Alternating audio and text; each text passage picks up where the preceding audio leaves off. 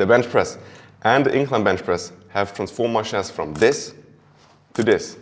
And if you also want a big, aesthetic and strong chest, the bench press and incline bench press are absolutely the best choices. And that's why today I explain how I basically went from struggling with bench pressing the bar at the beginning to struggling an extremely long time to bench press even my own body weight for 1 rep, to then learning these 5 crucial steps, and then only a couple months after being able to bench 120 kilograms or 265 pounds as a 17-year-old. All right, let's begin. Step number 1, finding a good bench and a good benching rack. Now, what is a good bench and what is a good rack? A good bench is a bench that is wide, that is very stable, and it is quite soft, so you can press yourself into the bench. You don't want a hard and skinny bench because then you can lay yourself on it. A rack is good depending on how much you can adjust it. If you can adjust very small details up and down, but also quite a lot, it's a very good rack. Because everyone's different, everyone has different long arms, how much they arch. So being able to adjust the bench is crucial in this. For example, you have a power rack, you can adjust it very good, could be a good option. Have a combo rack, and then you have maybe squat racks. They're not very good, you can't adjust very well there. And also one very important step in finding a good rack are safety bars. You want to have a pair of safety bars. You can live without them. If you can adjust the bench but don't have safety bars, it's still alright, but you do want safety bars. They will save you a lot of time, energy and pain when you're going to train in a failed bench. Step number 2, adjusting the bench right. To get a perfect lift off at the bench, it's important that you have the right adjustment. You don't want it too far up, because then you will need to round your shoulders and then lift off, and that will give you a very bad position and you will never get the good position back. But if you have it too far down, you will need to use a lot more range of motion, and especially if you're going heavy, that will make it a lot harder to unrack it. You also need to be able to rack it in very easily, and it should just be easy to rack in. So try it out, try out different settings, which one fits you the best. Same with safety bars. If you have a pair of safety bars, they should be so low that they don't touch. When you're doing a normal rep, you shouldn't touch them. The bar shouldn't touch the safety bars. But when you relax, they should catch the bar and don't crush you. So that is also very important. Then, a very important thing is having the bar in the middle.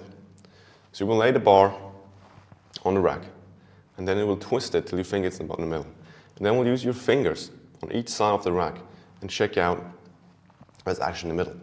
You want about 2 fingers on each side, or 3. You just want the same amount of fingers on each side, because then you know that the bar is in the middle. And because we're later going to do the form, we're going to orient us around the bar. So the bar will need to be in the middle. I see many people, they adjust the bar, they lay on the bench, and they adjust the bar with the hands, thinking that now I'm in the middle, the bar is also in the middle, but often you're not really in the middle. You're not in the center, and one side is off the bench, and you're about to fall off. And so, center the bar, and we will lay in the middle as well. Step 3, warm up. The warm up is quite simple. You begin with warming up your wrists, because you're going to use that a lot. You're going to warm up your shoulders with twisting your shoulders. And one very important step is also warming up your shoulder blades. It's going to play a big role in the bench form on step number 4. So warming up really good. And what I recommend is taking an elastic band and just doing the same thing as you did with your shoulders, and really contracting them and really just feeling them and warming them up. That's a very important step.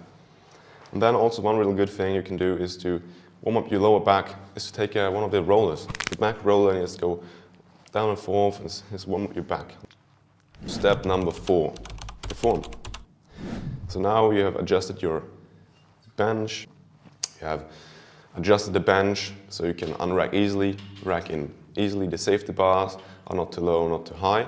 And now you're ready to do the form. So we begin with sitting on the bench. Just sit down on it, straight back. And now we come to the feet placement. You want your knees to be in about a 90 degrees angle, not further out, not like a man spreading, or not super far, in a 90 degrees angle. Your toes should be straight forward, not angled to the side, straight forward, because we're going to use our feet and leg drive to really push ourselves into the bench later. When you're done, you will move forward to the edge of the bench. And after that, you will go up on your toes, using your calves to stay up. What you will do then is you will contract your shoulder blades as far back as you possibly can and slowly drop down on the bench. And now you press up your head so that your shoulder blades are laying free in the air to contract them even more, really everything you can. Because the shoulder blades, when they're back, they will keep your shoulders safe. Because if you bench press and your shoulder blades and shoulders move, you will hurt your shoulders very fast in the game.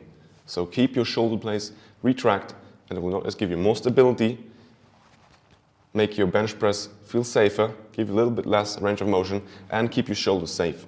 So you put them back as far as you can, and now you relax your head and you're laying the shoulder blades on the bench. Now you're choosing how you're gonna hold the bar, how far away. If you have an Olympic bar, where it's basically one ring, you choose the ring finger on the ring. If you have a normal powerlifting bar, you will use your index finger on the ring.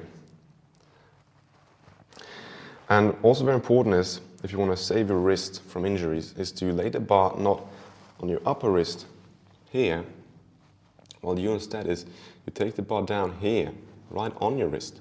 You can press as much as you want here, nothing is happening. No, it's a bone on bone. But if you press on here, you will hurt your wrist. So lay your bar right in here, really lock it in right here. It will feel quite uncomfortable and you won't be able to grip it with this, but because we have got gravity and it's forcing it down anyway, you don't even need to grip it. You'll get incredibly good grip and you will never feel any pain in your wrist. So that's also a very important step. So you have now chosen the width, you grab the bar, you've locked the bar in on your bones. So what you do now is you lift your butt up. You start flexing your glutes and you will lift your butt up. And you will try to put all the weight you have on your neck, on your head, and on your upper traps and on your shoulder blades. And you will press the floor away from you and yourself into the bench. And you will do that as far as you can. You want the head to basically be at the edge of the bench. Not over, but about the edge of the bench. And you really press yourself as hard as you possibly can in there. And that will keep your shoulder blades locked in. It will make your body go totally straight. And then when you're at the end of the bench, you lift the bar up. And because it's perfect adjusted now, you just lift it up easily. And then you put down your toes and put down your butt as well. And now you should really press yourself still in the bench. You need to think that before you do a rep, during a rep, you want your butt not to lay flat on the bench. You want it to be, it should float. It should about float, but you should still touch the bench.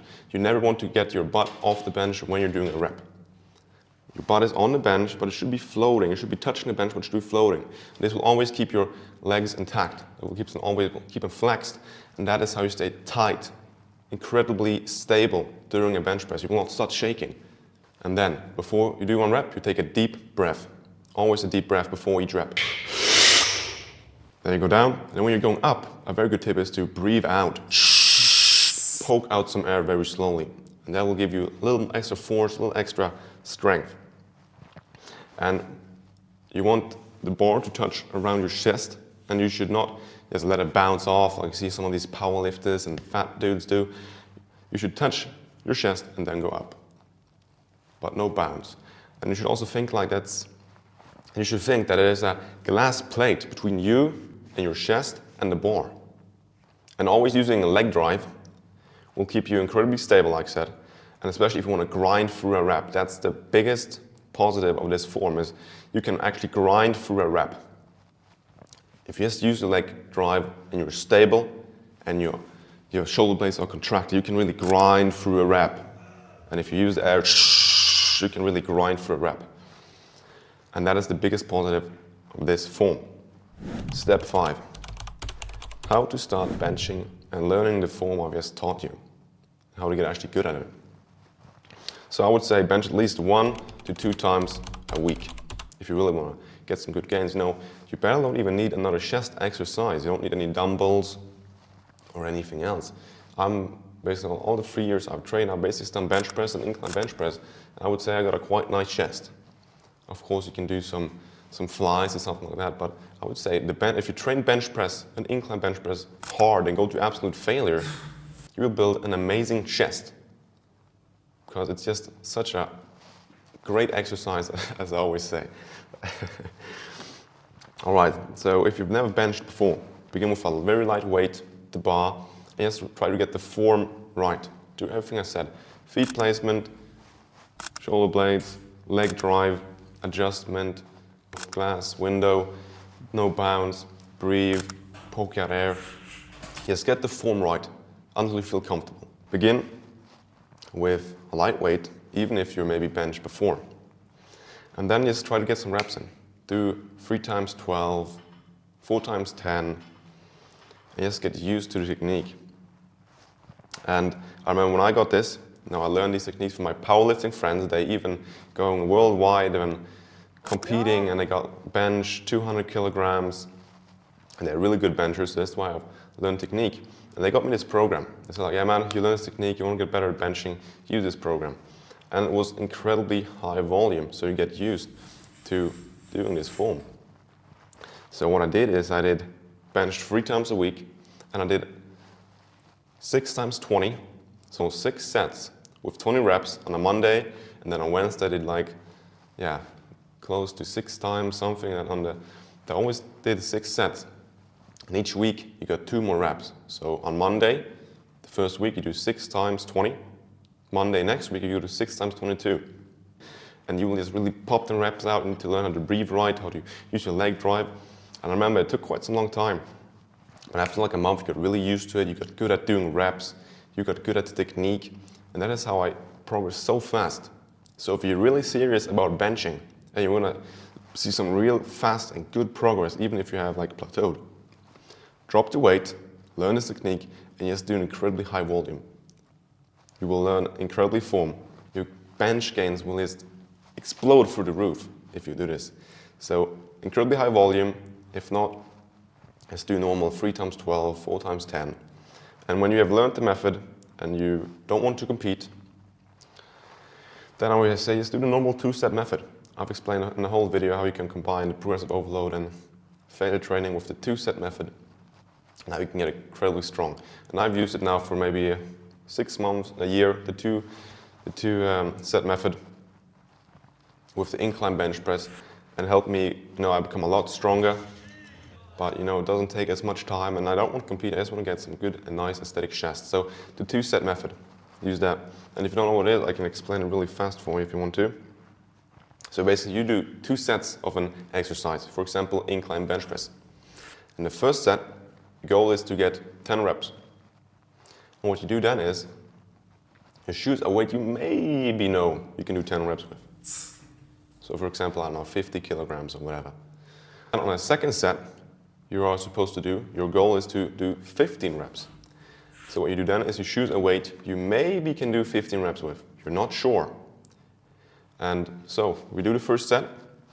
If you get 9 reps, the next week or the next time you train incline bench press, you will do the same weight.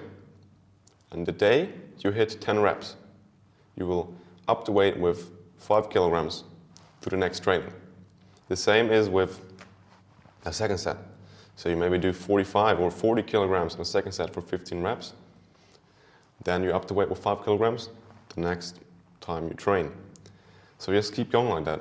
But like I said, I highly recommend that you first learn the form really good before you go heavy.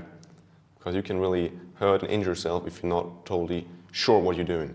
So do light and many reps and many sets with this technique and really try to figure it out and learn it. Try different adjustments, try the safety bars and so on.